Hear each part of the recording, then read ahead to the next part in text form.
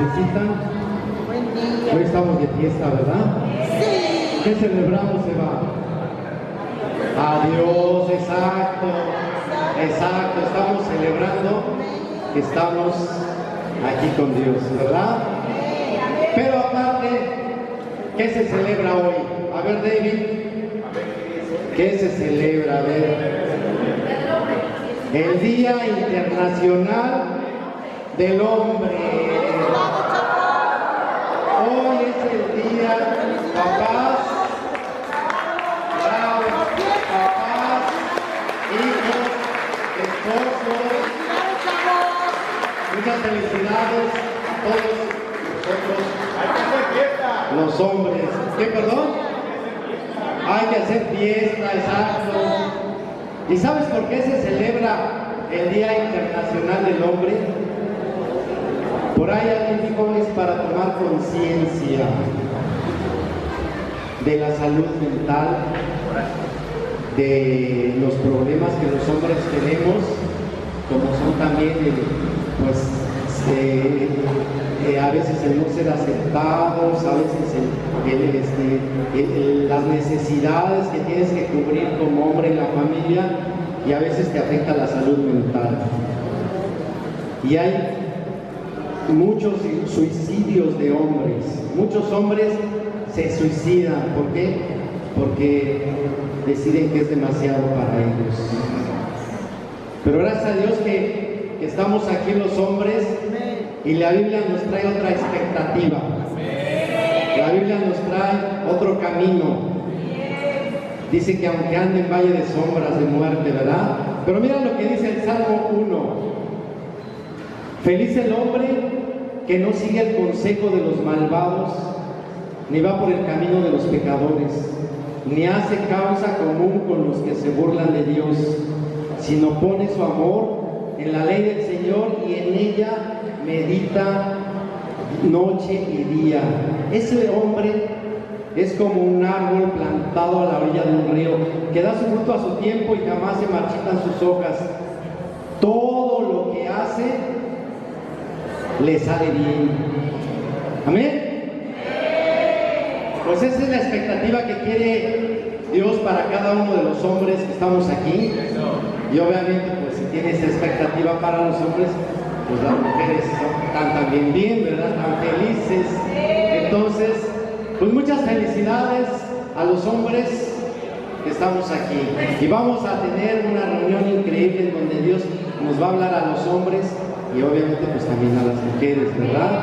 Pues vamos a estar atentos, vamos a estar felices y sobre todo vamos a tener un corazón abierto y una mente abierta para que Dios hable a nuestras vidas.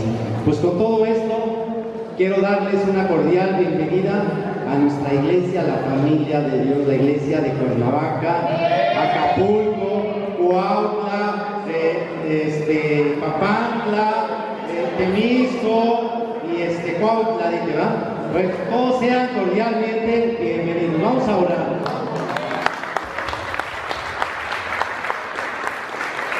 Bendito Dios, gracias en esta mañana por ser tú nuestro Dios, por amarnos tanto sin merecerlo, porque tú siempre quieres lo mejor para cada uno de los hombres que estamos aquí y también para las mujeres, Dios. Ayúdanos a recibir tu palabra con un corazón abierto y una mente abierta y deseosos de hacer tu voluntad. Muchas gracias y a ti sea la honra, la gloria por siempre. Es en el nombre de Jesús en quien te oramos todo. Amén.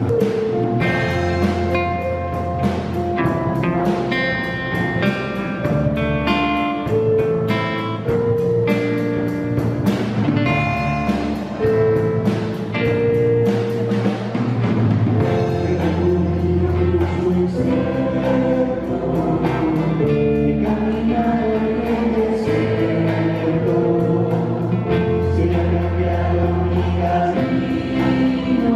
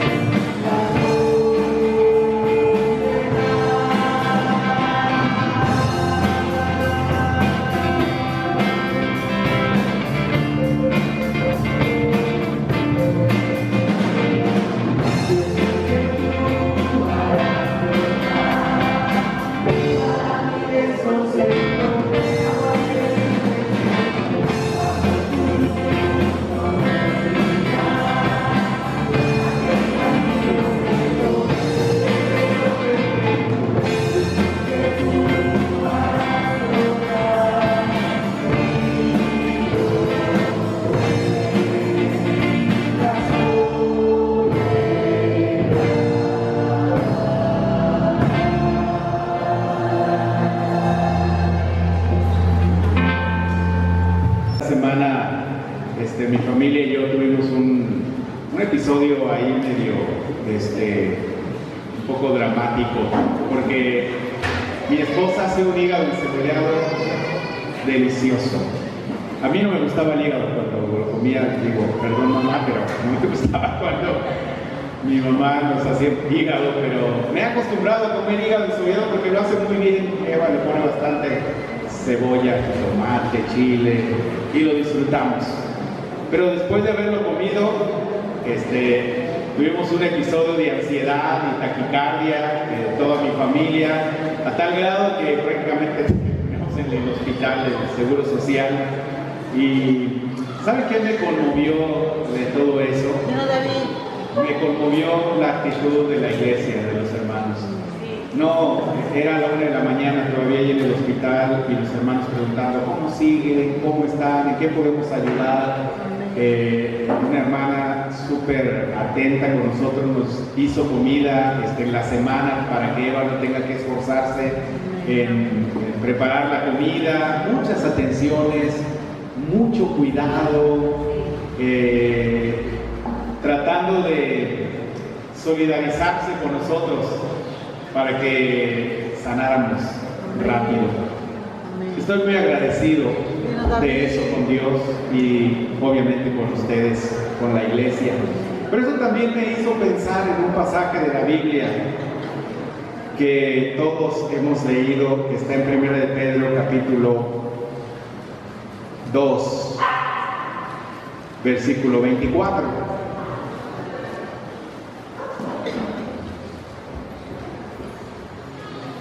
Porque este pasaje me hace pensar en lo que Dios hizo para sanarnos también. Y no solo sanar el cuerpo físico, pero sanar el alma, el espíritu. Y lo que hizo Dios para, después de habernos sanado, darnos el cuidado que necesitamos para estar bien espiritualmente. Dice así: Cristo mismo llevó nuestros pecados en su cuerpo sobre la cruz, para que nosotros muramos al pecado y vivamos una vida de rectitud. Cristo fue herido para que ustedes fueran sanados. Pues ustedes andaban antes como ovejas extraviadas, pero ahora han vuelto a Cristo, que los cuida como un pastor y vela por ustedes. Aunque aprecio mucho las atenciones de muchos de ustedes por nosotros, cuidando que estemos bien, todavía llegando aquí ya me acordaba que me había enfermado y ¿cómo sigues? Me decían, ¿cómo estás? Y, bien, gracias a Dios, bien. Pero lo que hizo Dios por sanar nuestra alma no tiene comparación con ninguna de las cosas que nosotros hayamos hecho aquí, porque Él dio la vida de su Hijo para que tú y yo fuésemos sanados. ¿Y de qué nos sanamos? De los odios que traíamos, de los malos pensamientos, de los rencores, de las amarguras, de los temores, de las confusiones, de la incertidumbre de la vida. Hay muchas cosas que nos golpeaban y de eso nos sana. Pero no se conforma con sanarnos, dice, ahora Él los cuida y vela por ustedes, como un pastor lo hace con sus ovejas. Esto es lo que apreciamos del sacrificio de Jesús. Ninguno ha amado como Él. Así que vamos a orar y vamos a participar de la Santa Cena, dándole gracias a Dios por sanarnos, pero también por, después de habernos sanado, seguir cuidando nuestras vidas espirituales. Señor, gracias te damos por el sacrificio de Jesús que es representado por este pan y jugo de uva que hoy vamos a tomar. Y queremos pedirte que lo bendigas y que bendigas nuestra alma, para que después de haber sido sanada mostremos mucha gratitud, pero también sumisión, humildad, para dejarnos cuidar por ese pastor que vela por nosotros, que es Jesús. Gracias por Jesús. No olvidamos que el sacrificio de Jesús fue para que nosotros dejemos el pecado y vivamos una vida de rectitud. Claro, y por eso tomamos también la Santa Cena. Por un lado para agradecerte, pero también para refrendar nuestro compromiso en la vida de ser una diferencia, de ser una luz y dejar el pecado. Quédate con nosotros, bendice el corazón de cada uno de mis hermanos y te lo oramos todo en nombre de Cristo Jesús. Amén.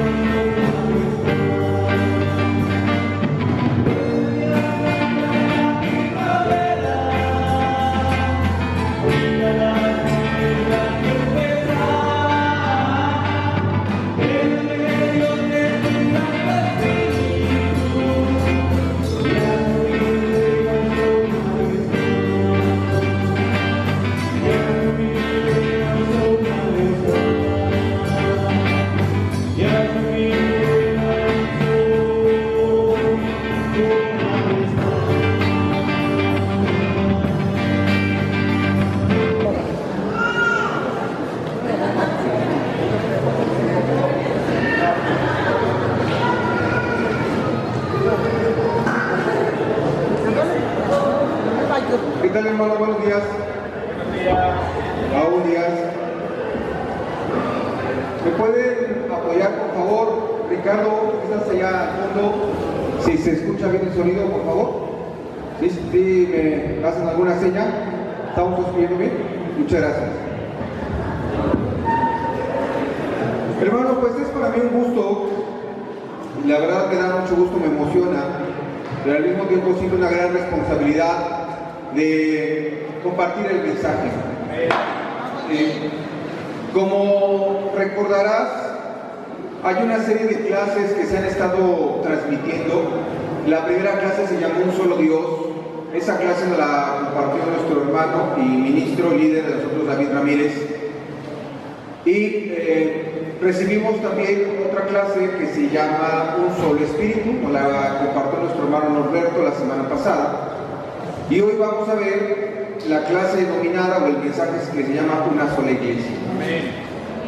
Escuchando el mensaje, es un momento de las alabanzas. Dice la alabanza, su pueblo junto a él está. ¿A quién se refiere?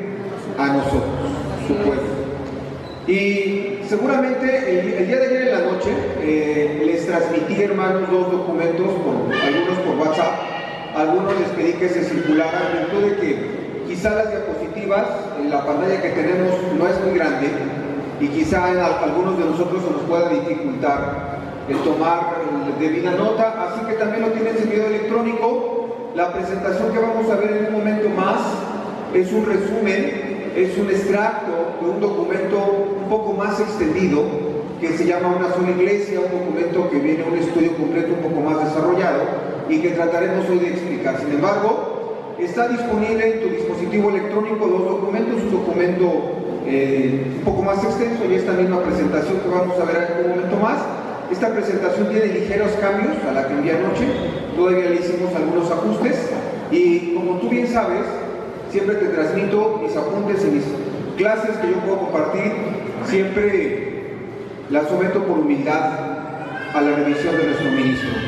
Para mí es muy importante que nuestro ministro esté de acuerdo con él. Yo tengo, pues gracias a Dios, muchos años en la iglesia ya, sin embargo, creo que en mi corazón está darle su lugar como líder principal y que si él considera que hay alguna retroalimentación o cambio, con mucho gusto lo podríamos atender. Así que este mensaje está revisado por nuestro ministro. Y antes de iniciar, acompáñame a una oración, por favor. Buenos días, Dios Santo, grande, poderoso. Señor, hoy venimos ante ti todo tu pueblo, Señor, queriendo aprender de tu palabra. Queremos venir, pequeños, grandes, jóvenes, ancianos, Señor, a recibir un mensaje que llegue a nuestro corazón y lo disipule. Podamos, Señor, a través de tu Espíritu comprender la importancia y el gran amor que tú le tienes a tu iglesia, a este pueblo que tú has elegido, Señor, por tu gran amor y por la sangre de Jesús. Y es por ello que te pido que te quedes en el entendimiento, en lo que cada uno de nosotros podamos escuchar, discernir, reflexionar en este mensaje que hoy tú me das la gran responsabilidad, pero al mismo tiempo gusto de compartirlos. Utilizo también mis palabras, mi forma de expresarme, el material audiovisual, Señor, y también cualquier otro aspecto que pueda ser necesario para que pueda sumar para bien al aprendizaje que tú deseas para tu pueblo, Señor. Te lo agradecemos todo esto y oramos y pedimos conjuntamente en el nombre de tu Hijo Jesús. Amén. Gracias, Vic. Bien, hermanos, el mensaje de una sola iglesia. Tuvimos, le decía yo, una clase de un solo Dios. Esa clase nos la compartió nuestro hermano David. Nos la compartió un día miércoles, si no me equivoco. Nos hablaba que hay un solo Dios, que hay doctrinas centrales, doctrinas importantes y doctrinas periféricas. ¿Te acuerdas que eso nos lo compartió? Sí. Las doctrinas centrales son aquellas en las que los cristianos, independientemente de nuestro movimiento o denominación, coincidimos. ¿Cómo cuáles? A manera de repaso, la más importante, que Dios es uno y tiene 3 personalidades, o tres personas: el Padre, el Hijo y el Espíritu. Esa es la doctrina más importante de los cristianos. Número 2, que solo hay un medio para llegar a Jesús, a Dios, es Jesús. No hay otro intermediario, no hay otro intercesor. El único medio es Jesús. ¿Estamos de acuerdo, hermanos? Sí. Que hay una sola iglesia. Una sola iglesia también es una de las doctrinas centrales que está conformada por aquellos discípulos de Jesús. Que hay una sola salvación. ¿Cuál es? La que nos bautizamos, en el nombre del Padre, del Hijo y del Espíritu Santo, y somos añadidos a la iglesia gracias al sacrificio de Jesús. Son doctrinas centrales en donde todos los cristianos del mundo, independientemente de nuestra denominación, coincidimos completamente y no estamos en discusión. Quizá algunos se enriquecen más que otras. Hay doctrinas importantes de las cuales, si bien son muy valiosas, no depende de nuestra salvación, pero que sí es muy importante tenerlas en cuenta porque nos permite vivir una mejor vida cristiana. Así es. Y las doctrinas periféricas son aquellas otras donde no hay conclusiones quizá, pero que si las aprendes y las llevas a la práctica aún mejoran tu relación espiritual con Dios. Hoy vamos a hablar de una doctrina central, una doctrina en la cual todo hombre y mujer que ha decidido seguir a Cristo y que es parte del pueblo de Dios, o incluso aquel que aún no lo es, debe de conocer para tomar las decisiones adecuadas. Una de ellas es que hay una sola iglesia. Siguiente, por favor. Bien, como introducción, hermanos, quizá yo tengo un poco el sesgo de preparar las clases un poco académicas, con introducción, objetivos, conclusiones. Ya les comentaba que también de profesión soy maestro, y creo que es bien importante saber a dónde vamos en las clases. El auditorio debe de saber a dónde lo vamos a llevar en lo que vamos a ir analizando en estas diapositivas, en este mensaje que ya tienes en tu dispositivo electrónico. La primera, vamos a hablar que la Biblia afirma que la iglesia es un pueblo de Dios. La iglesia son las personas que Dios ha elegido y que ellas han respondido a ese llamado, arrepintiéndose de sus pecados, lo vamos a ver, bautizándonos en el nombre del Padre, del Hijo y del Espíritu Santo, y que por ese hecho formamos el pueblo de Dios. Y una vez que somos parte de ese bautizo, pasamos a un cuerpo. Ese cuerpo es el cuerpo de Jesús. Fíjate nada más, si somos parte de ese cuerpo, todos aquí reunidos, somos parte de Jesús mismo. Jesús es la cabeza y nosotros somos el cuerpo. También vamos a hablar sobre que los hijos de Dios han sido llamados a vivir en comunión con Él y con los demás miembros de la iglesia. Así es, amén. ¿Para qué estamos en la iglesia? Ahorita vamos a ver, pero entre las cosas que vamos a ver, estamos llamados a convivir en armonía, amén, a resolver nuestras diferencias. Así es. Y a vivir y crecer conforme a la guía del Espíritu Santo. Dinos, Y vamos a también hablar que la iglesia es una realidad visible. ¿A qué nos referimos con una realidad visible? A que la relación interpersonal de amistad, de afecto, se vuelve real aquí. Así es. ¿Cómo qué ejemplos? A reserva de tratarlos con mayor detalle. Como por ejemplo, varios de ustedes han encontrado esposo o esposa en la iglesia, ¿cierto o no? Esa es una realidad visible. Algunos hermanos han encontrado un grupo de amistad, de aceptación, de oración, de ayuda. Han encontrado amistades, es una realidad que se ve. Hay algunos otros que incluso han encontrado trabajo gracias a la iglesia, ¿cierto o no? Han encontrado un montón, han encontrado una ayuda tangible, es una realidad, y hemos encontrado principalmente a que nos enseñen a tener una intimidad con Dios. Bien, y la iglesia es una sola, y su misión principal, la vamos a ver, es anunciar el Evangelio. La misión principal que en la que Dios nos llamó a la iglesia, básicamente, hermanos, es anunciar el Evangelio y hacer discípulos. Eso es, hay muchos aspectos importantes dentro de la iglesia, pero uno de los más centrales o el más importante es ser discípulo y hacer discípulos. Sí, siguiente diapositiva, por favor. Si alguno de ustedes quieren los apuntes de esta clase, con mucho gusto los podemos, como hemos platicado, los podemos retransmitir y están disponibles para todos. Ahora bien, cuando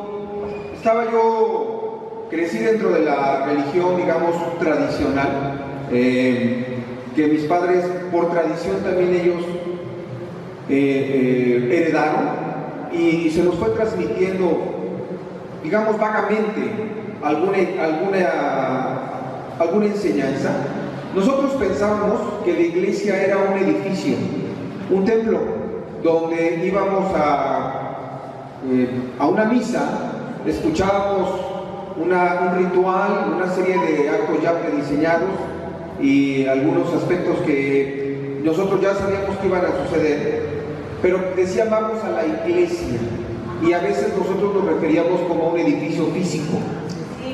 Cuando empecé a estudiar la Biblia, me sorprendió el saber que cuando se refería a iglesia no era un edificio físico, sino era una asamblea o una congregación. Es decir, que la iglesia somos los hijos de Dios reunidos en este tipo de asambleas como las que hoy experimentamos, participando de alguna manera dentro de nuestra reunión. A veces le llamamos esta reunión servicio. Y la idea de servicio tiene que ver donde nosotros venimos a servir a Dios. No venimos solamente a sentar. ¿Cómo podemos servir a Dios? A Dios se le puede servir cantando, adorándole. Cuando los hermanos nos tocan aquí una alabanza y nosotros cantamos emocionados y aplaudimos y nuestra voz se hace una con el Espíritu Santo y sentimos emoción, estamos sirviendo a Dios en adoración. Entonces yo te invito que si te cuesta trabajo cantar, dejes atrás tu pena. Y porque es parte del servicio que nosotros le tenemos que ofrecer a Dios. El servicio puede ser de muchas maneras: servicio de medios, el servicio por medio del discipulado, el acomodo de sillas, los hermanos que están aquí en el sonido, los que están cantando, los que transmiten el mensaje, un montón de cosas. Lo que no podemos hacer es acostumbrarnos a llegar, sentar, escuchar y no hacer nada. De alguna manera tenemos que hacer algo porque estamos sirviendo a Dios. Entonces, la asamblea o congregación, según el diccionario de la Real Academia de la Lengua, es una congregación de fieles cristianos en virtud de un bautismo. Esto puedes ir a consultarlo tú directamente a la Real Academia Española, es una fuente que de ahí consultamos, y nos dice que es una congregación. Entonces, lo primero que tenemos que aprender, que la iglesia es un conjunto de personas reunidas en asamblea congregándose. Cada vez que no vienes a la reunión, no estás participando del cuerpo. Eres un miembro de la iglesia, pero no estás participando del cuerpo. No estás en la congregación. Y es importante decirlo, el hecho de que yo no sea ministro me da algunas ventajas, ¿verdad? Como cuáles que puedo hablar muy abiertamente y no espero herir susceptibilidades de nadie, pero prefiero quedar bien con Dios. He visto muchos casos que anteponen compromisos personales a venir a una reunión. Y personalmente, si nosotros somos fieles, como dice aquí la definición, no deberíamos de anteponer compromisos personales. Es obvio que muchos de nosotros a veces tenemos cuestiones de trabajo, de salud, alguna situación emergente o urgente que nos haga no venir a una reunión, o a lo mejor nos vamos a una reunión en Temisco, en Cuautla, en Gustavo Madero, como ahora Norberto nos envió un mensaje, pero él está siendo parte del cuerpo. Entonces yo te invito aquí, hermano, como primera parte de esta exposición, es a no faltar a las reuniones. No pongas pretextos, hermano. No antepongas tus intereses personales a los intereses de Dios. Porque lo único que estás haciendo es haciendo pobres tus convicciones. Y lo que va a venir, lo que va a suceder, que poco a poco te estés alejando. Así que yo te invito de manera muy respetuosa, pero de manera muy frontal, a no dejar de asistir a las reuniones y no anteponer compromisos que a veces son sociales, que no tienen el mismo valor de estar en la iglesia, y que estés presente en la reunión. Nosotros, incluso como familia, normalmente ni por los cumpleaños dejamos de venir. Es una convicción que se nos enseñó desde el principio y aquí estamos queriendo mostrar a Dios que nuestro compromiso es verdadero. Bien, hay diferentes acepciones en la definición de la iglesia, en la Real Academia, pero la más aceptada entonces es una asamblea. Nosotros somos la iglesia en este momento que estamos aquí reuniéndonos, y cada vez que no estamos reunidos no somos la iglesia. Quizás somos discípulos de Jesús, pero no estamos formando la iglesia. Nosotros queremos perseguir 5 propósitos con esta clase. Consolidar las convicciones respecto a que la iglesia existe en virtud de que es un plan de Dios. Al estar preparando los apuntes de esta clase, llegué a la conclusión que Dios estuvo pensando previamente a decidir formar la iglesia. La iglesia viene directamente de la mente de Dios.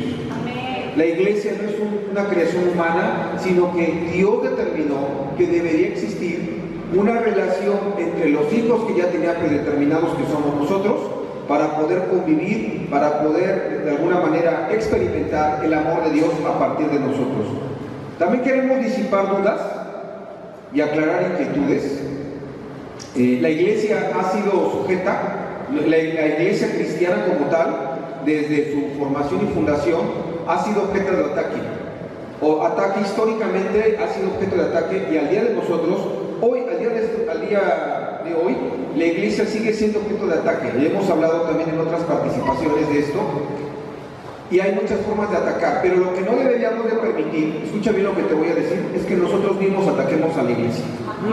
Eso es algo súper importante. La iglesia ha sido motivo de ataque del exterior, de Satanás, de emperadores, de reyes, de personas, pero lo que no deberíamos de permitir es que nosotros mismos ataquemos a nuestra iglesia. Una cosa es tener diferencias entre nosotros, que puede haber, somos seres pecadores, arrepentidos, y que a veces podemos tener fricciones, molestias, disgustos o alejamiento, pero llegará seguramente un momento de reconciliación o de arreglar las cosas, pero no podemos permitir entre nosotros criticar a la iglesia. Debemos de buscar edificarla, servir desde adentro. Amén.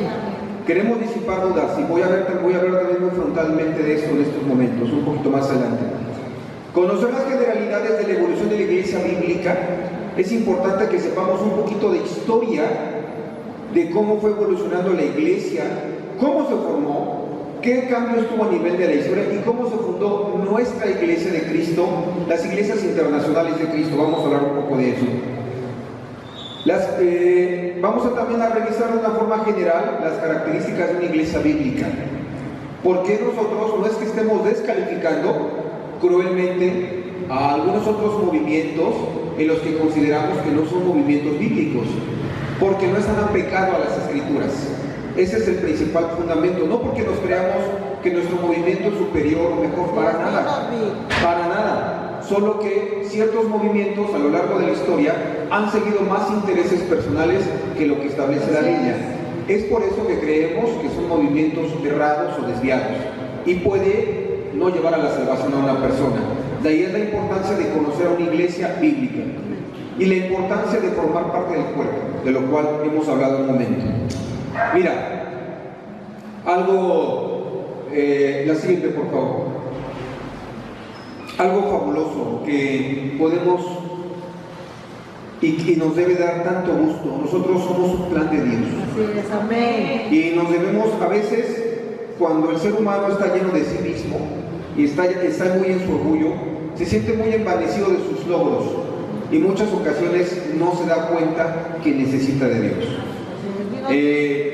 Estamos plagados de ejemplos en las redes sociales y también del mundo, que gente que está dando determinados consejos y que se ve solamente que está lleno de sí mismo y no está lleno de Dios, no está cerca de Dios, y no se dan cuenta que la iglesia es un plan de Dios.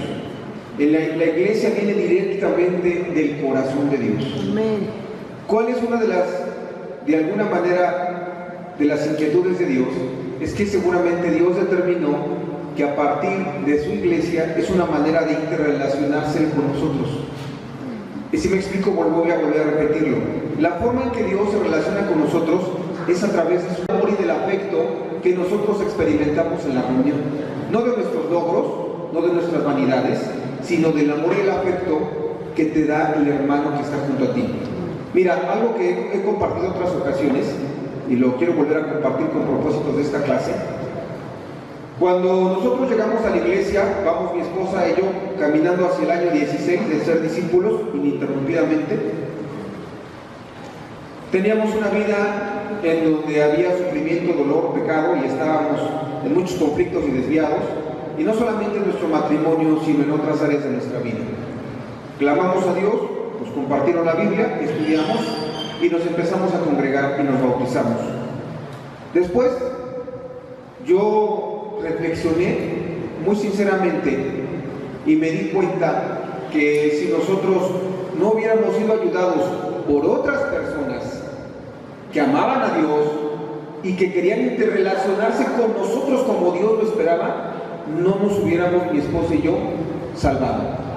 No hubiéramos restaurado nuestro matrimonio, no hubiéramos reenfocado nuestras vidas, no hubiéramos dejado una serie de malos hábitos y pecados que nos caracterizaban. Y seguramente esa historia que te platico era de muchos aquí. ¿A quién se lo debemos? Definitivamente a Dios, pero a la forma visible que es la iglesia. Al hermano que fue a estudiar contigo la Biblia, al que te enseñó, al que te llamaba y te decía, y te parecía que te decía una y otra vez, ¿vas a ir a la reunión? ¿Cuándo nos vemos? ¿Te acuerdas? Así es. Hay que preguntarnos si nosotros hacemos eso. ¿Cuándo nos vemos? Y dice Pablo, ¿no? Hay que insistir cuando sea prudente y cuando sea imprudente.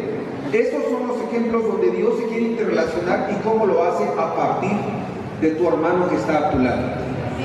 Mira, la Biblia en el libro de Efesios 4, versos 4 al 6, nos enseña. Todas las citas bíblicas que voy a leer de aquí son de la Nueva Versión Internacional. Hay un solo cuerpo. ¿A quién se refiere? A nosotros, a la iglesia. Así como también fueron llamados a una sola esperanza, un solo Señor, una sola fe, un solo bautismo, un solo Dios y Padre de todos, que está sobre todos y por medio de todos y en todos. ¿Qué podemos concluir aquí? Que hay un solo cuerpo. ¿Estamos de acuerdo? Un solo cuerpo, hermanos, y el cuerpo de Cristo.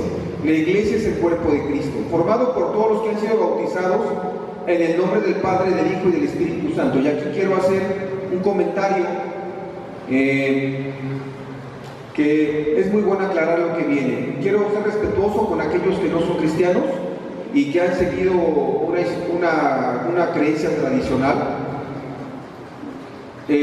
No todos somos hijos de Dios, amigos que nos acompañan y hermanos. No todos somos hijos de Dios. A veces todos decimos, nuestro Padre Dios. Bíblicamente hablando, solamente son los hijos de Dios aquel que se arrepiente, se vuelve a Dios y se bautiza en el nombre del Padre, del Hijo y del Espíritu Santo. Y que asiste a las reuniones y que en su corazón realmente está enfocado a Dios. Esos son los hijos de Dios. No son aquellas personas que no se han bautizado, no son hijos de Dios, no son parte del cuerpo. No son parte. A mí me molestaba mucho escuchar eso, sin embargo, me molestaba porque debo reconocer que era un ignorante, ignoraba en esa área de mi vida lo que la Biblia decía, y entonces al sentirme excluido yo me disgustaba y mi corazón se llenaba de disgusto. Sin embargo, cuando escuché y leí lo que estaba en las Escrituras, me convencí que solamente son parte del cuerpo los que se han bautizado en el nombre del Padre, del Hijo y del Espíritu Santo y que se han arrepentido. También tenemos, es importante decir, la Biblia muestra y dice que quizá va a crecer la cizaña junto al trigo. ¿Has leído esa escritura? ¿Sí? ¿Qué quiere decir eso? Que puede haber entre nosotros quienes no son discípulos, ¿verdad? Hay que cuidarnos de no ser cizaña, y hay que cuidarnos de sí de ser trigo. Y eso inicia desde nuestra conciencia personal que tenemos y en la relación de Dios que procuramos con Dios. Amén. Siguiente, por favor. Bien, la iglesia como el cuerpo de Cristo. Primera de Corintios 20 dice: lo cierto es que hay muchos miembros, pero el cuerpo es uno solo. Ahora bien, ustedes son el cuerpo de Cristo y cada uno es miembro de este cuerpo. Ok, vamos a hablar acerca de quienes conforman el cuerpo de Cristo. De los que conformamos el cuerpo de Cristo, todos los miembros somos un solo cuerpo, independientemente que tengamos nuestras particularidades, todos formamos un solo cuerpo, y como solo cuerpo, todos debemos de recibir el mismo trato. Todos, aquí vemos como Pablo hace una metáfora en que cada miembro lo pone como una similitud al cuerpo. ¿Me explico? Las manos, los pies, los brazos, el abdomen, todos nosotros formamos a su vez un solo cuerpo en los diferentes miembros que somos. Y no debe haber distinción en ninguno de nosotros. Podemos tener características diferentes, podemos tener habilidades, edades, condiciones diferentes, pero no debe haber ninguna distinción de ningún tipo ni dejarnos llevar por apariencias, economía o conocimientos. El amor debe ser el mismo. Así es. Es bien importante entonces que haya sencillez entre nosotros y humildad. Aquí, hermano, si tú tienes determinada condición económica o privilegios por azares del destino o quizá por alguna, que Dios así lo determinó, alguna condición, eso no debe de ser un factor para que nosotros sepamos amar, entregarnos, servir, ayudar, ¿verdad? Lo comento también porque el corazón humano es malo y a veces nuestros logros, nuestras posesiones nos pueden envanecer y eso pareciera que a veces podamos caer en clasismos aún dentro de la iglesia. Así que los logros económicos, los logros académicos, los logros personales, esos no cuentan delante de Dios, ¿de acuerdo? Cuenta el amor que hay entre nosotros, el buen trato, la amabilidad, el afecto, la concordia, cómo nos vamos interrelacionando, eso es lo más importante, ¿de acuerdo? Así que, hermano, hermana, no estoy hablando de nadie en particular, sin embargo, si tú sientes que tienes una condición de privilegio y que eso te hace mejor, estás muy equivocado. Eso simplemente es porque Dios nos tiene compasión y nos ha determinado dar alguna prosperidad. Sin embargo, lo más importante es que tenemos a Dios y a la iglesia, por supuesto a Jesús. Amén. Ok. Siguiente, por favor. Ahora, ¿quiénes conforman la iglesia? Quiero decir algo que nuestro movimiento afortunadamente hizo hace algunos años. Las iglesias internacionales de Cristo en algún momento defendían que el movimiento de las iglesias internacionales de Cristo era el único movimiento verdadero. Después, afortunadamente, los líderes de las iglesias llegaron a la conclusión que eso era un error de interpretación. Hay muchas iglesias hoy en todo el mundo donde hay hombres y mujeres comprometidos con todo su corazón, enfocados con Dios, y que la salvación y la iglesia verdadera pueden ser varias. Así es. Sin embargo, esas iglesias distribuidas en todo el mundo, donde cada hombre y mujer se han arrepentido, se han vuelto a Dios y se han bautizado, como antes mencionamos, son parte de esa iglesia espiritual. La iglesia es una. A lo mejor vamos a encontrar a un hermano de una iglesia bautista en Rusia, un hermano de una iglesia anglicana, por decirlo de alguna manera, en Inglaterra, y que las doctrinas centrales coinciden con nosotros y que en su vida diaria llevan una vida de discípulo. Amén. Discípulos de la Iglesia de Cristo en México y discípulos de la Iglesia de Cristo en Cuernavaca, ¿verdad? Y que aquí somos el pueblo de Dios. La salvación no es exclusiva de nuestro movimiento, gracias a Dios. Eso habla del amor de Dios. Y a lo largo de muchas generaciones han habido muchas iglesias y hombres y mujeres de Dios que seguramente han estado comprometidos. Amén. Sin embargo, aquí hay un tema muy importante. ¿Cómo ser parte de ese pueblo de Dios? ¿Cómo conformar ese pueblo de Dios? Lo mencionábamos hace un rato.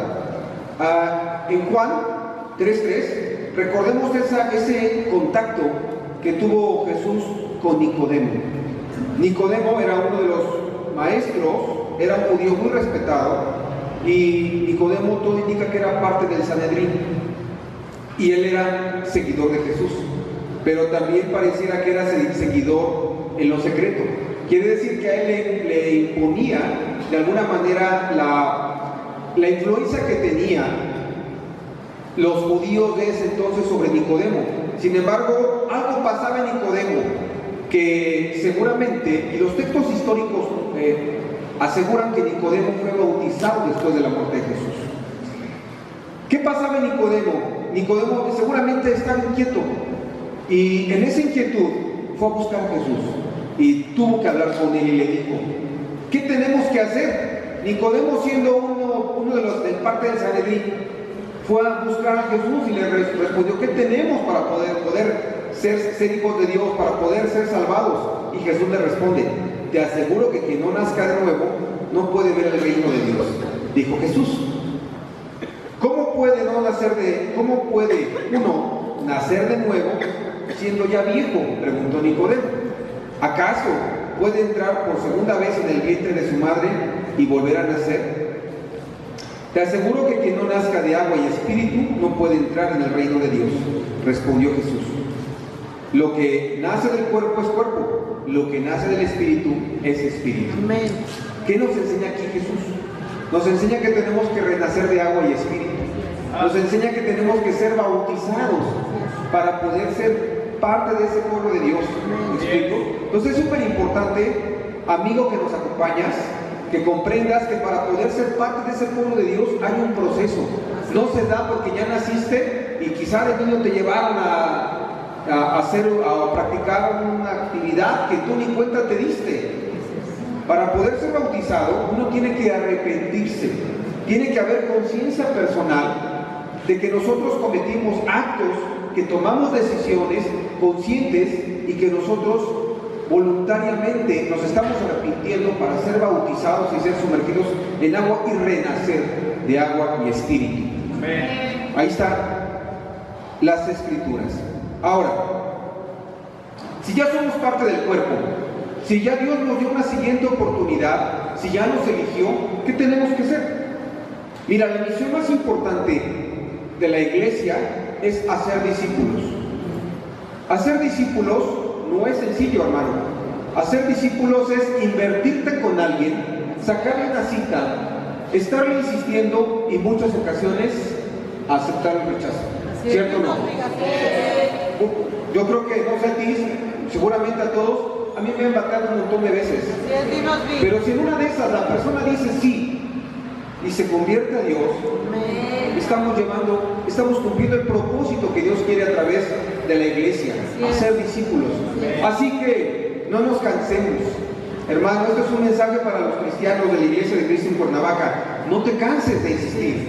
No te canses de estudiar la Biblia con algún invitado, algún hermano. No te canses de invitar a quien Dios ponga enfrente de ti para poder bautizarlo.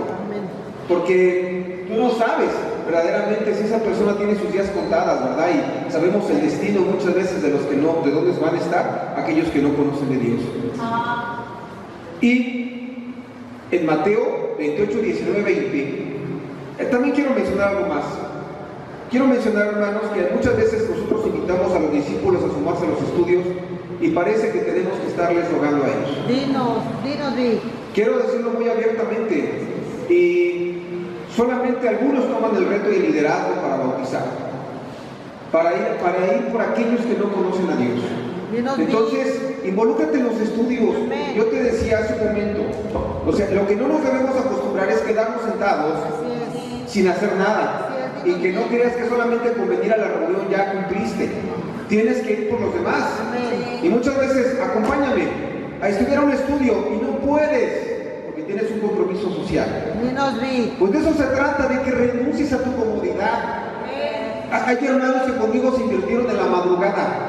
Yo estudiaba con ellos a las 3 de la mañana porque no tenía yo tiempo de estudiar, pero hermanos allí van por sus propios medios en la madrugada. Hasta me da vergüenza decirlo, que yo no tenía la disposición para estudiar, pero allí fueron por mí. Y no les importó poner su integridad en riesgo con tal de ir por mí en la madrugada y estudiar la Biblia. Yo les agradezco profundamente tanto a todos que estudiaron conmigo la Biblia, me dieron un nuevo renacer. Así que sirva la presentación, hermanos, para exhortarte de manera muy seria y comprometida, para que no evadas el mensaje y el llamado de Dios.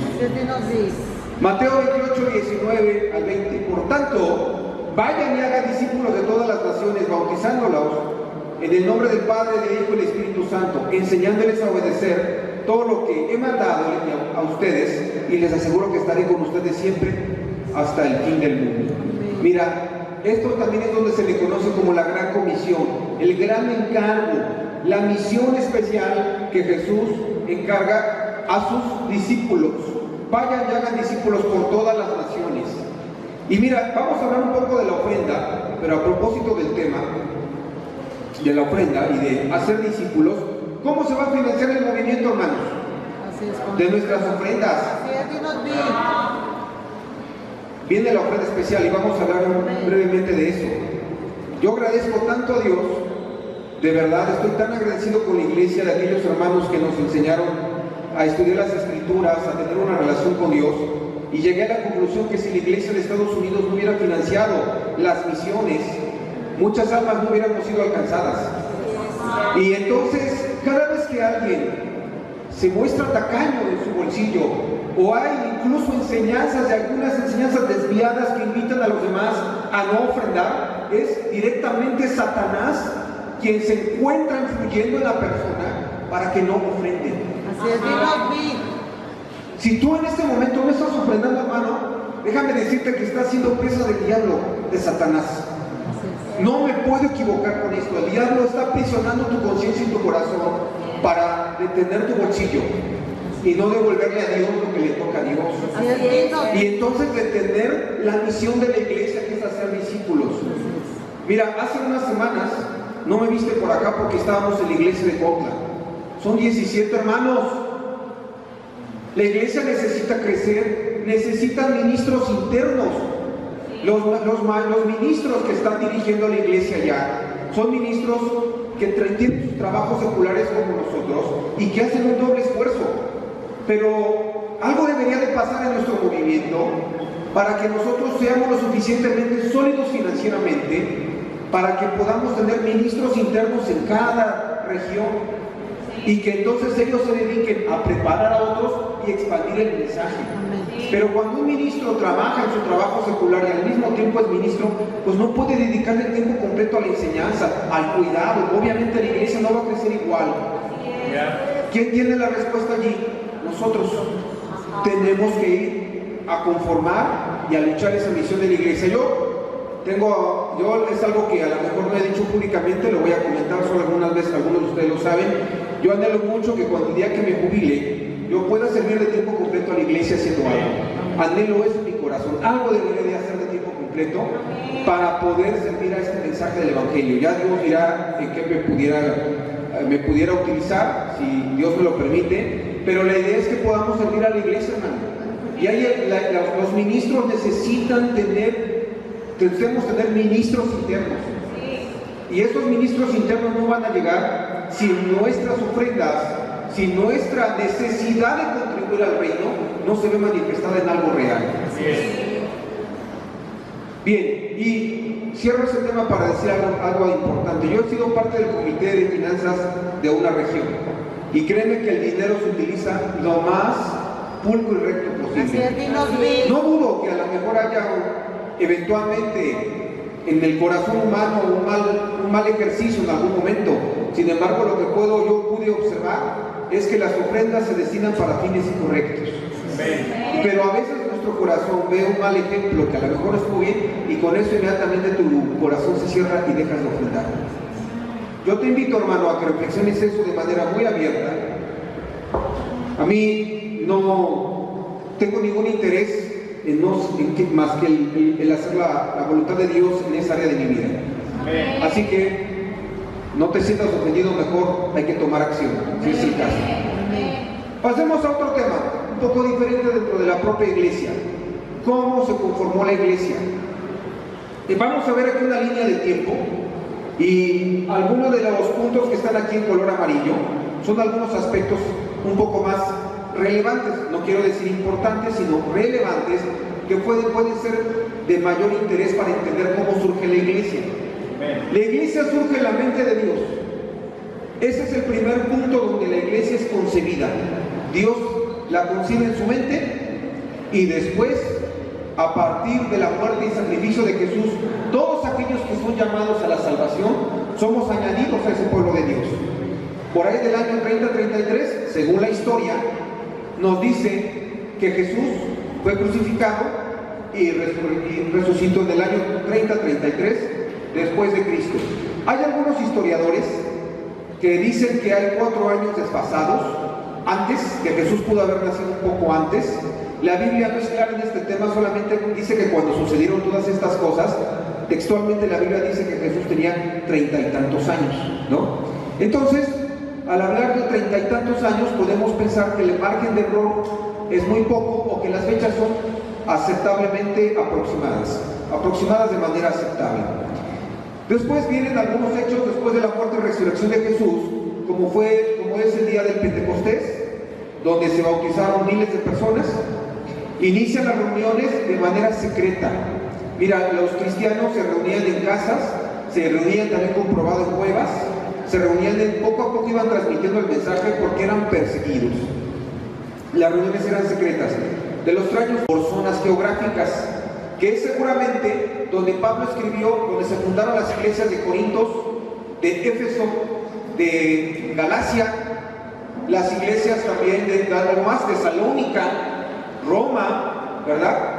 De los 30 a los 60, es decir, en 30 años aproximadamente, la comunidad cristiana pasó de ser de los primeros 12 discípulos y los seguidores que iban con Jesús, los miles que se bautizaron el día del Pentecostés, empezaron a dispersar el mensaje y a plantar iglesias. Pablo plantó varias iglesias y empezaron seguramente a fundar las iglesias locales: Roma, Tesalónica, Corintios, Éfeso. ¿Sí, hermano? ¿Sí me va siguiendo? Y hasta el día de hoy, Cuernavaca, Amén. Temisco, Acapulco, ¿cuál más? Papantla, ¿no? Cuautla. Imagínate, o sea, de esas personas tan pocas, a día de hoy, después de la historia, se han ido creando, siguen fundando iglesias. Y ojalá que tengamos iglesias mucho más cercanas, pero todo eso conlleva una inversión de los discípulos. Por los años 50, 60, Pablo escribe las primeras cartas a las iglesias ya plantadas. Iglesias que, como iban naciendo, iban siendo fundadas, había un montón de dudas seguramente en la conducta de relación entre los hermanos, y entonces Pablo tenía que escribir las cartas para pastorear a las iglesias, cartas pastorales. ¿Sí me explico? Cartas que iban guiando al pueblo de Dios a cómo se debería interrelacionar según la inspiración que le daba el Espíritu Santo a Pablo. Se escriben los evangelios. Es curioso saber que históricamente primero se escribieron las cartas y luego se escriben los evangelios. Después se escribe el libro de Apocalipsis por el 95-96. Recordemos que Juan, cuando escribe el Apocalipsis, ya era muy anciano, y Juan fue el único de los discípulos que no murió asesinado, él murió de viejo, murió en una isla, digamos, desterrado. Y bueno, se inicia del año 150 de desarrollo de la doctrina cristiana. Alrededor de los 150 se crea un organigrama de liderazgo, la iglesia iba creciendo, y básicamente la sede estaba en Roma, Antioquía y Alejandría. Eran los lugares donde se concentraban quizá los primeros líderes de la iglesia. Por ahí del 1960 se celebra por primera vez la Semana Santa. Seguramente el movimiento había crecido de una manera tan grande que los cristianos celebraban de alguna manera toda esta última etapa en la que Jesús murió y resucitó. Después viene el periodo de consolidación doctrinal y luchas contra las herejías. Hay muchos mensajes. El tema de las herejías: la herejía es una enseñanza falsa acerca de la muerte de Jesús, y a día de hoy hay muchas herejías en las redes sociales, y esas herejías no son nuevas, tienen más de 2000 años que existen, o cerca de 2000 años. En el año 200 existían ya herejías, el famoso arrianismo. En algún momento podríamos estudiar un poco más de esas herejías. Incluso quiero decirte que aquí en nuestra iglesia he escuchado a algunos hermanos que, al no leer su Biblia con compromiso, llegan a escuchar una idea en una red social y ya luego creen cosas, de verdad, creen cosas que no enseñan la Biblia, y eso son herejías. Entonces hemos hablado un poco de eso, que deberíamos de invertirnos un poco más en nuestro estudio bíblico para no dejarnos llevar tan fácil. Bien, en el año 313 viene un edicto de Milán que otorga la libertad religiosa a los cristianos. Aquí viene un hecho importante. ¿Me pueden pasar, mi amor, por favor? Por ahí que me pongan. Voy a pedir aquí a mi hija que me apoye. Mira, aquí hay un hecho importante: que algunos cristianos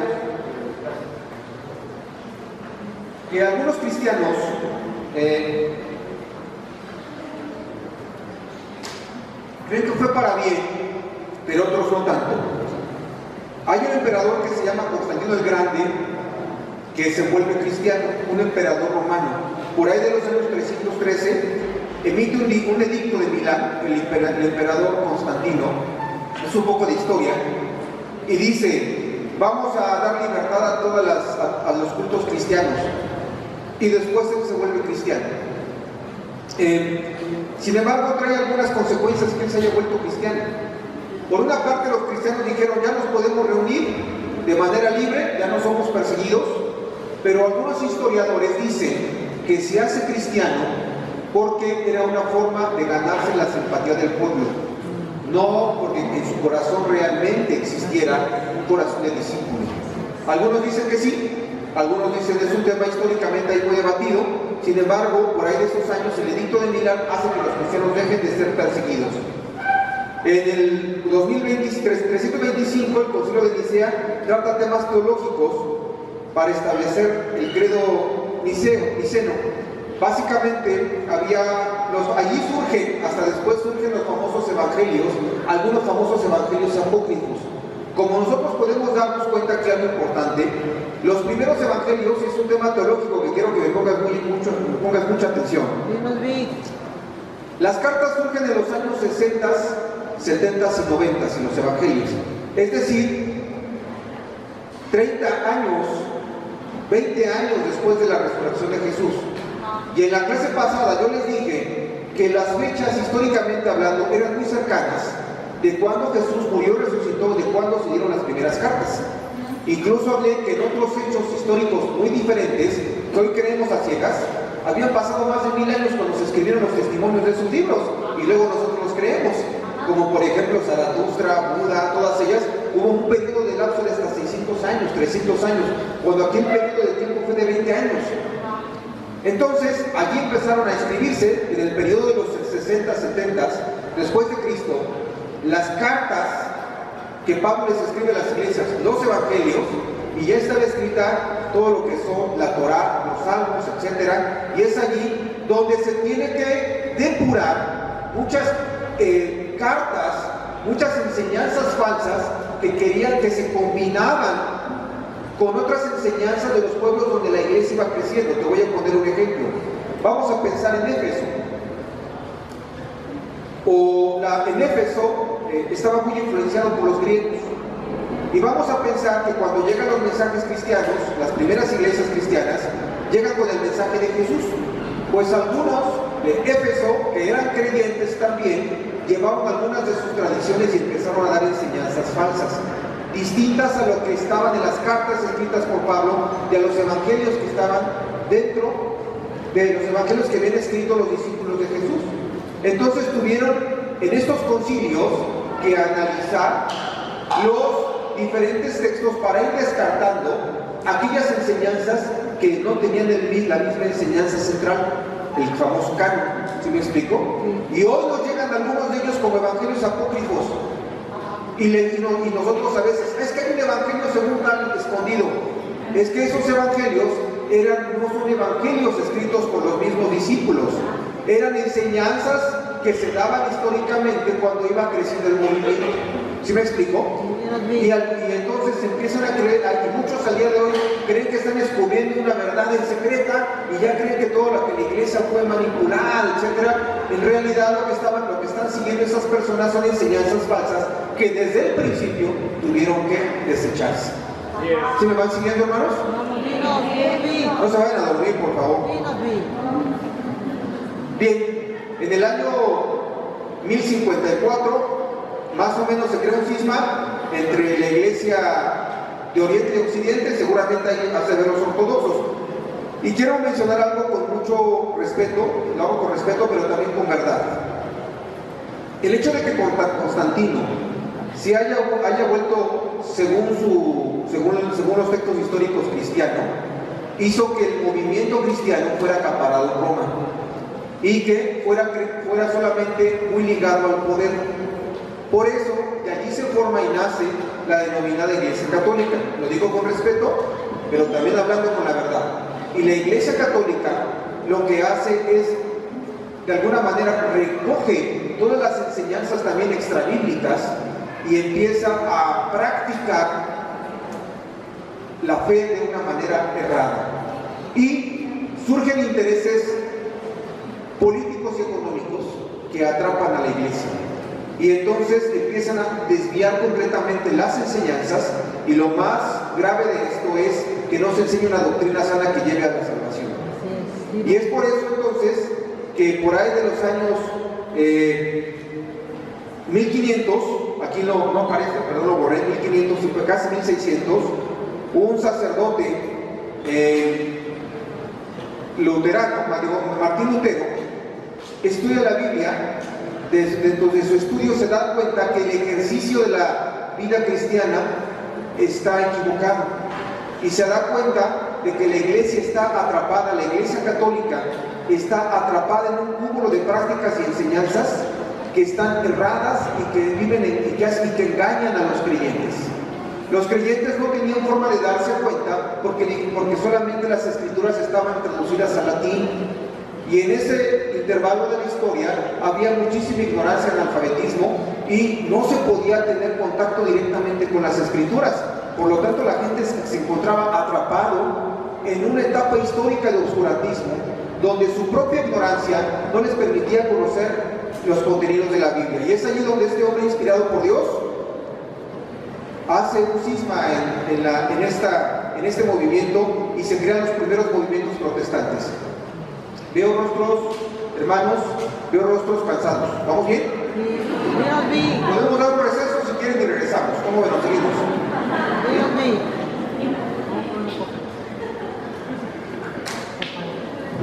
Mira, como te lo he dicho en otras ocasiones, cuando nosotros nos bautizamos, las clases duraban más de una hora. Sí, así es, cierto. Y te puedo asegurar que le dedicas más tiempo a ver una serie de Netflix o de Prime Exacto. que a una clase bíblica. Cuando solamente vienes una vez por los domingos y luego los miércoles no te conectas. ¿O no? Así es. ¡Conéctate!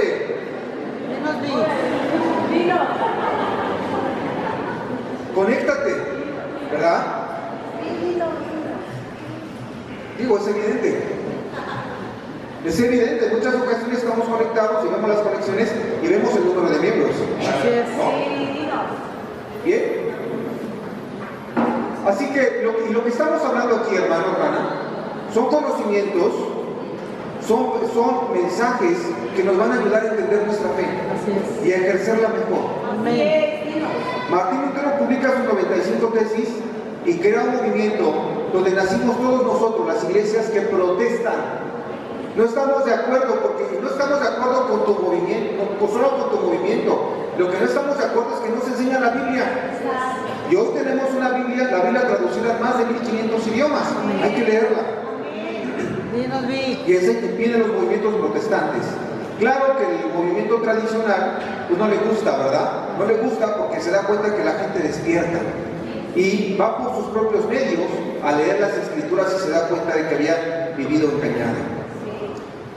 Bien, después venimos por los años 1800, 1830, hay un movimiento de restauración liderado por figuras como Alexander Campbell y Barton W. Stone, donde están buscando el retorno de la iglesia a las doctrinas de la iglesia primitiva o la iglesia del primer siglo. ¿A qué nos referimos con la iglesia del primer siglo? A la iglesia que está escrita en los evangelios y en las cartas que escribe Pablo y que también escribe Juan y Pedro y Santiago. ¿Sí me explico? En estos libros, incluso en un libro también hay detalle. Bien, todos ellos, hermanos, este movimiento busca restaurar ya no las prácticas del corazón desviado del hombre, sino que vayan a la iglesia primitiva. Y es allí, hermanos, donde, fíjate, este es un punto bien importante. En 1979, algunos de nosotros no habíamos nacido, o estábamos, yo ya había nacido, ¿verdad? En 1979 comienza nuestro movimiento, el movimiento de Boston, a partir de una iglesia, del movimiento de las iglesias tradicionales de Cristo. Había un movimiento denominado Iglesias Tradicionales de Cristo en Estados Unidos, y un grupo de hermanos de esas iglesias tradicionales forman un nuevo movimiento llamado Iglesias Internacionales de Cristo, denominadas ICOC, así es como se nos denomina. Incluso el movimiento de ICOC, en la primera diapositiva donde yo empecé mi exposición, en la primera diapositiva ves un círculo donde hay una especie de cruz. No sé si lo has visto. Podemos irnos a la diapositiva primera y luego regresamos. A la diapositiva número 1, por favor. Este símbolo, hermano, hermana, es el símbolo de nuestro movimiento. y se acuñó, porque gracias a Dios el movimiento es tan grande que en muchas ocasiones no conocíamos, había discípulos que viajaban a otra parte del mundo y no conocían y no sabían que allí había otra de las iglesias de Cristo. Amén. Y viene otro entonces con el énfasis en la práctica de la iglesia en el primer siglo. En 1987 viene el servicio inaugural de la Iglesia de Cristo en México. En octubre de 1987 hay un servicio inaugural. Todos sabemos la historia, o si no, para que la sepas, que las iglesias de Boston mandan a 13 misioneros a la Ciudad de México, con énfasis primeramente en los estudiantes y se enfocan en Ciudad Universitaria. Así que jóvenes universitarios, jóvenes como ustedes, plantaron la Iglesia de México. Jóvenes universitarios, plantaron la Iglesia en México. Mandan 13 y los mandan a Ciudad Universitaria, al Politécnico, a la UAM, y es ahí donde nace el denominado Ministerio Universitario, conformado por miles de jóvenes, muchos de ellos todavía aquí y ya casados. Y es ahí una gran oportunidad para los jóvenes que hagan ese tipo de misiones, ¿verdad? Así es, amén. Bien, en 1990 a 2000 hay una expansión muy grande de iglesias. En nuestro movimiento de 2005 a 2008 viene una reestructuración y cambios de iglesias. Hay algunos cambios. Incluso quiero comentar algo también de manera respetuosa pero abierta. Sí, dinos, Vi. ¿Recuerdas que en nuestro movimiento hubo un líder que tenía mucha influencia, Así es. que formó su propio movimiento? Y luego incluso plantó una iglesia aquí en Cuernavaca. ¿Y qué crees? Algunos hermanos se fueron para allá. ¿Estoy cierto? ¿Qué fue lo que pasó con Kim Paquín? Dinos, Vi. Kim Paquín era un líder muy radical y quizá contribuyó para bien en el movimiento de nuestras iglesias. Sin embargo, pareciera que su liderazgo lastimaba mucho. Y él, de manera muy no espiritual, a varios de los que eran ministros o líderes de la iglesia, cuando alguno de sus hijos se iba de la fe, los bajaban a dirigir muy cruelmente. El día que sus hijos de Kim Paquín se fueron de la iglesia aplicó el mismo criterio. ¿Y qué crees que pasó? No le gustó. Y entonces renunció de la iglesia que él mismo junto con otros hermanos había fundado y fundó otro movimiento. Hay aquí un pecado en su corazón. Es decir, que no le gustó las mismas reglas que él había aplicado, y cuando se las aplicaron a él renunció y descalificó nuestro movimiento. Y entonces, a base de descalificaciones de nuestro movimiento, se llevó a varios hermanos que seguramente débiles en la fe se fueron engañados por él. Así es. Dinos, Vi. No ha prosperado hasta donde podemos ver. Y ahí es una muestra clara porque una iglesia sana debe de bautizar, debe de hacer discípulos, debe de practicar el evangelio. Amén. Y una gran noticia que nos compartieron hace poco, en 2023, este año que está a punto de concluir, se autoriza a la iglesia formal por la Secretaría de Gobernación a la Iglesia de Cristo en Cuernavaca. Amén. Hermano, es una noticia que nos debería llegar con mucho gusto. En realidad, fíjate, de miles de años tuvieron que pasar para que Cuernavaca tuviera la Iglesia de Cristo en Cuernavaca. Así es. No digo que no haya otros movimientos aquí en Cuernavaca, ¿verdad?, que honran a Dios. Sin embargo, al ser parte de esta familia cristiana, fue el año 2023 que logramos formalmente fundar la iglesia. Bien, la siguiente, por favor. La siguiente lámina, esta vamos a saltarla, ya la explicamos. Y bueno, quiero ponerte en contexto de la distribución de las diferentes religiones en el mundo. El cristianismo sigue siendo en este momento aún la religión más influyente del mundo, con aproximadamente 31-32%, pero aquí está este dato que estoy sacando del World Religion Database. Considera a los cristianos, a todos los movimientos cristianos, a los católicos, a nosotros los cristianos no denominacionales, a los testigos de Jehová, a los mormones, nos ponen en un mismo embudo y dice que somos el 31%. Al Islam, entre el 24 y 25%. Sin embargo, esta religión es la que más ha crecido recientemente a nivel mundial, y los ateos. Hoy los ateos representan entre el 18 y 16% de las personas en el mundo. 1.422 personas son ateas.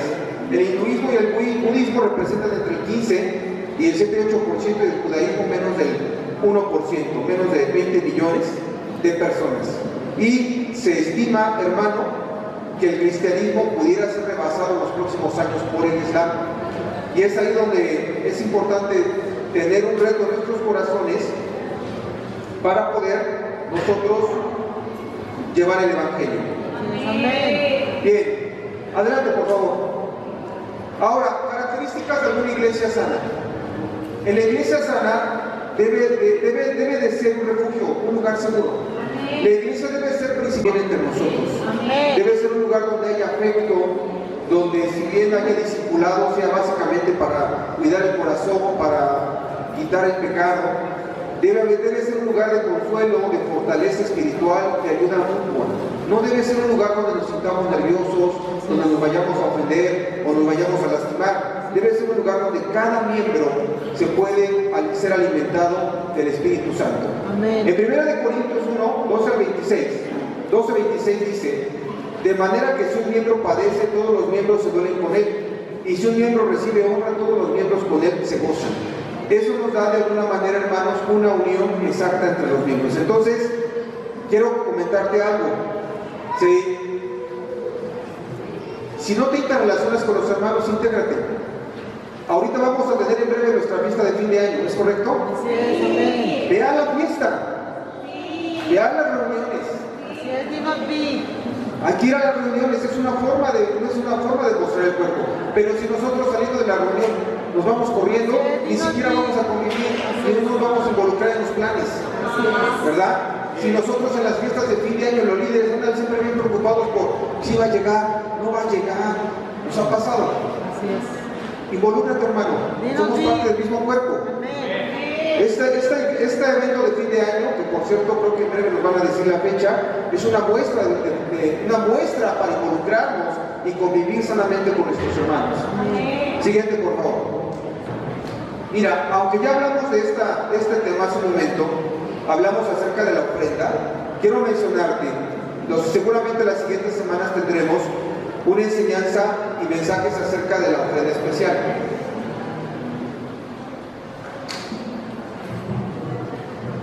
¿Cuánto debemos, los hermanos líderes de finanzas, nos deberán de dar un dato más o menos exacto de cuánto debemos ofrendar? Muchas veces es alrededor entre 20 y 21 veces nuestra ofrenda semanal. Y lo importante de aquí, como los discípulos que ya tenemos varios años, sabemos que cada año se practica la ofrenda semanal, ya debemos tener un buen rato nosotros previendo esta circunstancia, ¿de acuerdo? Pero yo te invito, hermano, que hagas ese esfuerzo. También la Biblia dice: no des lo que no tienes. Pero también si dejamos al último, pues menos vas a tener. Así que debemos hacer la previsión de manera constante, de manera disciplinada, para dar nuestra ofrenda semanal, nuestra ofrenda especial. Ahora, como yo te comenté, te quiero dar un poco de contexto. ¿Cómo se calcula la ofrenda especial? Se hace un cálculo de las misiones que se van a enviar, los gastos que se tienen, los pagos de los salones, los gastos ministeriales, los salarios de los ministros, lo que se va a comprar para los niños, para los jóvenes, etcétera, todos los gastos. Se hace un presupuesto, se ve cuánto tenemos más o menos en promedio mensualmente o semanalmente, y de ahí se determina cuánto vamos a necesitar para financiar los siguientes gastos, ¿de acuerdo? Entonces, entre nosotros entreguemos nuestra ofrenda especial, lo que vamos a poder hacer es ayudar a financiar ese evangelismo de lo que estamos hablando, de que la iglesia, su principal misión es compartir el mensaje, ¿cierto o no? Sí. Si tú ofrendas de una manera generosa, lo que estamos haciendo es ir por almas que no conocemos. Imagínate, nosotros somos también el producto de muchos hermanos de Estados Unidos, de otras partes del mundo, que ofrendaron para que la iglesia existiera ahora en México. La iglesia debe de crecer, ser autosuficiente y después buscar plantar otras iglesias, así hasta que Jesús llegue. ¿De acuerdo? Así que, por favor, hermano, ten mucho eso en cuenta. Da tu ofrenda semanal. Dios te va a bendecir, de verdad, enormemente, si en tu corazón tú decides, de alguna manera, honrar a Dios en esa área de tu vida. No solamente hace falta pureza. No solamente hace falta no meterte en problemas de manera deliberada, no solamente hace falta controlar el carácter, no solamente hace falta no decir groserías, no solamente hace falta no meterte en chismes, hace falta frenar, hace falta ir por aquellos que no conocen a Jesús. Una iglesia también, dentro de las características, una iglesia sana disipula el corazón. ¿Qué quiere decir esto? Mi corazón, hablando abiertamente, es malo. Y es el tuyo muy seguramente también. Y si tú te sientes bueno, algo está sucediendo, porque entonces quiere decir que le estás quitando poder a la sangre de Jesús. El corazón humano necesita ser discipulado, y necesita ser discipulado más cuando está a punto de caer en tentación de muchos tipos. Y también necesitamos hablar claramente de eso. Confiamos en que haya una relación con Dios de manera personal, y que eso pueda ser llevado a nuestras vidas personales, donde el discípulo de Cristo y la enseñanza bíblica disipule el corazón, le diga al hermano o hermana lo que no está bien delante de Dios. En 1 Timoteo 4:2 dice que tales enseñanzas provienen de la hipocresía de mentirosos cauterizados en su propia conciencia.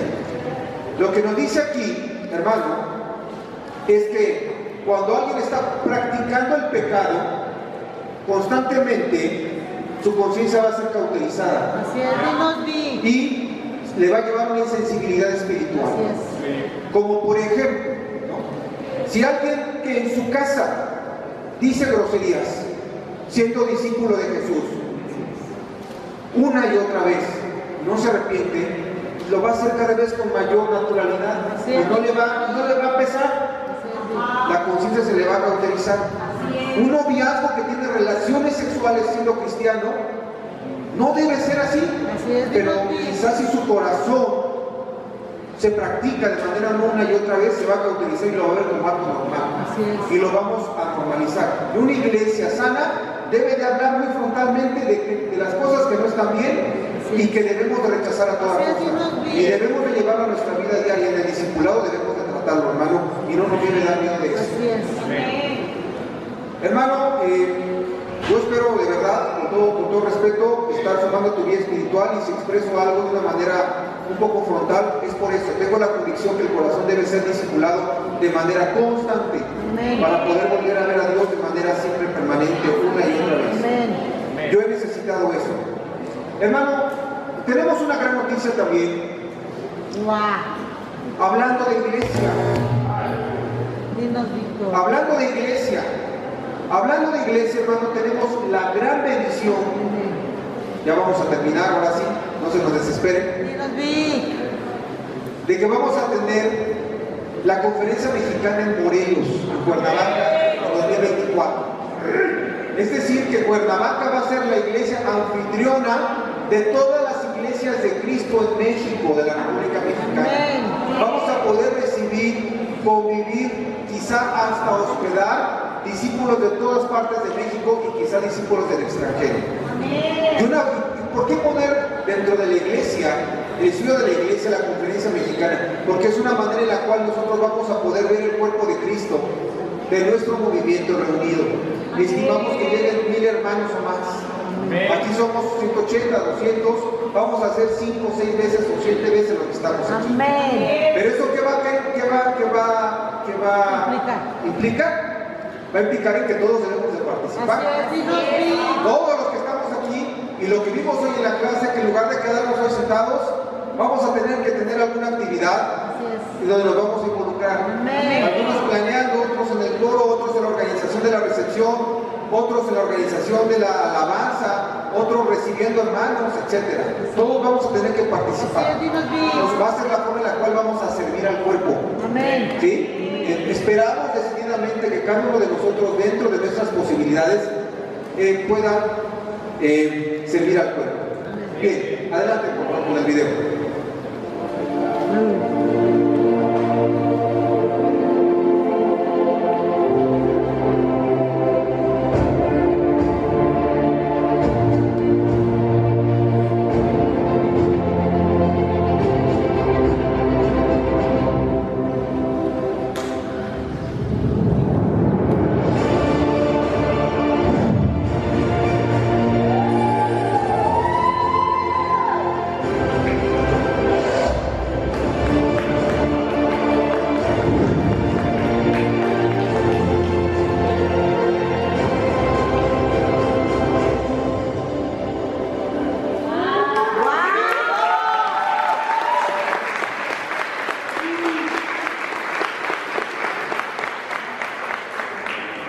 La Iglesia de Cristo en la República Mexicana se conforma de aproximadamente 4.000 miembros. Muchos no podrán venir, pero muchos otros sí, y seguramente ser hijo de Dios. Así es. Hay que ser agradecido con ese gran privilegio. Última, por favor. Para reflexionar, siguiente, última lámina. Las piedras vivas edifican el cuerpo. Las piedras sin vida solo ocupan un lugar. Así es. Quiero preguntarte y pregúntate qué tipo de piedra eres. Sí, nos dijo. Muchas gracias. Gracias.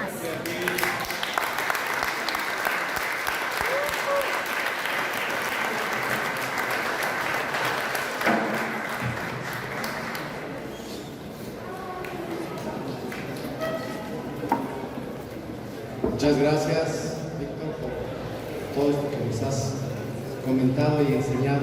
Bueno, los anuncios son los siguientes. Miércoles tenemos reunión virtual. Sábado, devocionales hombres. El devocional es, ¿cómo es que hay el devocional el sábado? Ernesto, ¿cómo es el devocional? Presencial el sábado. Y el domingo tenemos otra vez nuestra reunión aquí. Amén. Recuerden, ya lo dijeron ahorita, pero el domingo 17 de diciembre es la ofrenda especial y tenemos también nuestra fiesta de fin de año. Que Dios los bendiga a todos, que tengan un excelente inicio de semana. Y David creo que les va a decir un epílogo. Nada más, hay algunos hermanos que les pedí verme con ustedes de unos 15 minutos después que terminemos aquí nuestras reuniones por charla. Les puedo ver en el ministerio.